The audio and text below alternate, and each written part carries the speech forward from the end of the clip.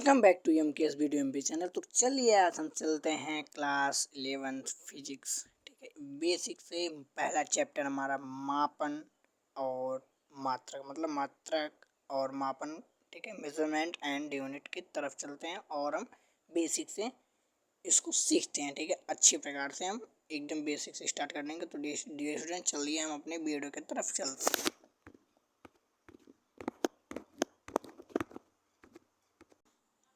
तो फ्रेंड्स, हमारा पहला चैप्टर मापन और मात्रक हम स्टार्ट करने वाले हैं, ठीक है।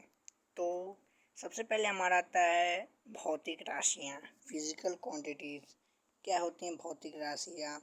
जिन राशियों का मान का मतलब मापन यथार्थपूर्वक, ठीक है, मतलब अपनी इच्छा अनुसार, ठीक है, किया जा सकता है, उन्हें भौतिक राशि कहते हैं, ठीक है। यथार्थ मतलब कोई उसमें त्रुटि भी ना हो, ठीक है, उसे क्या कहते हैं? भौतिक राशि कहते हैं, ठीक है। तो ये भौतिक राशियाँ दो प्रकार के होते हैं। आपके जो मूल राशियाँ मतलब भौतिक राशियाँ हैं, तो यह कितने प्रकार के होते हैं? तो दो प्रकार के होते हैं। तो आप उसके पहले आप जान लीजिए मापन क्या होता है फ्रेंड्स। मापन, ठीक है, मापन के बारे में हम जान लेते हैं। मापन क्या होता है? मापन, तो मापन हमारा किसी वस्तु को किसी निश्चित मानक संदर्भ से तुलना करना मापन कहलाता है।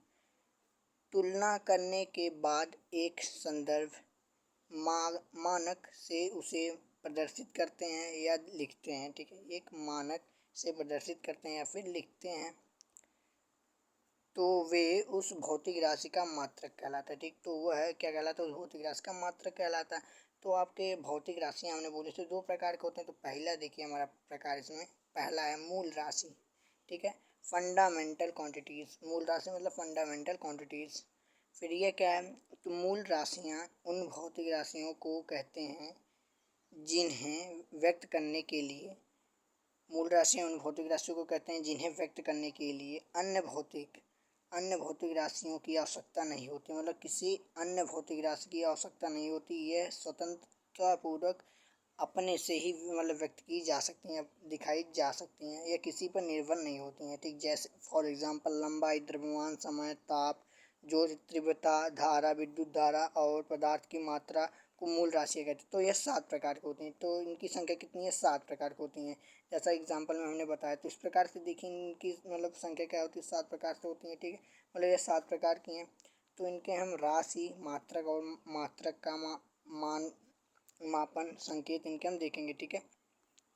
तो लंबाई का मात्रक क्या है? मीटर। द्रव्यमान का किलोग्राम, समय का सेकेंड, ताप का केल्विन, विद्युत धारा का एम्पीयर, ठीक है।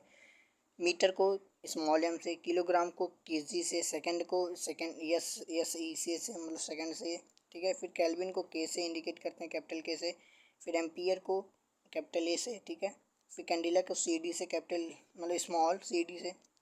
और फिर पदार्थ की मात्रा को हम किससे? मोल। इसका मात्रक क्या होता है? मोल, जिसको हम एम ओ एल ही कहते हैं, ठीक है, या फिर एम ओ एल, ठीक है, से दिखाते हैं, इसका संकेत है। तो यह है, ठीक। यह हो गई क्या आपकी, क्या हो गई? मूल राशियाँ, ठीक है, मूल राशियाँ। तो इनके मतलब मूल राशियों हमने बता दिया, और 7 प्रकार के होते हैं। और दो हमारे क्या होते हैं? पूरक मूल राशियाँ होती है, ठीक। पूरक राशियाँ या फिर पूरक मूल राशि, जैसे कोण और घन कोण, ठीक है। कोण और घन कोण, इसका मात्रा क्या होता है? रेडियन होता है, और इसका क्या होता है? स्टेरेडियन, ठीक है।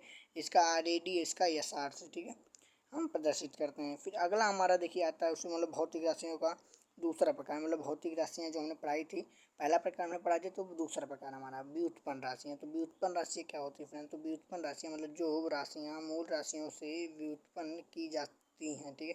जो राशियाँ मूल राशियों की सहायता से व्यक्त की जाती हैं या फिर उत्पन्न की जाती है, ठीक है। व्युत्पन्न या फिर उत्पन्न की जाती है वह है मतलब वह राशि जो आपकी मूल राशि से निर्भर, मतलब मूल राशि पर निर्भर हो, ठीक है, उसे क्या कहते हैं? व्युत्पन्न राशि कहते हैं। इसे मूल राशियों की सहायता से प्रदर्शित करते हैं, ठीक है।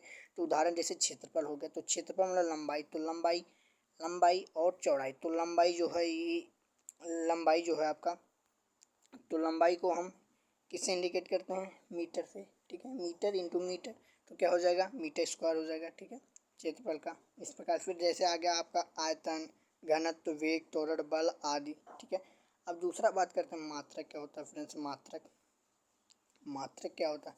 तो मात्रक के बाद को हम समझते हैं आगे।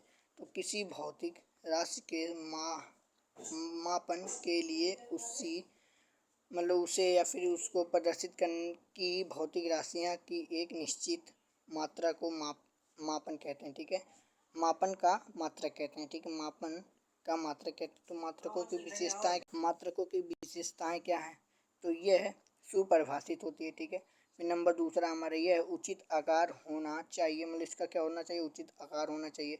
तो उसका आकार बहुत बड़ा हो और ना ही बहुत छोटा हो। ठीक है, इस प्रकार की कुछ विशेषताएं हैं मात्रकों की। ठीक है, आप देख सकते हैं।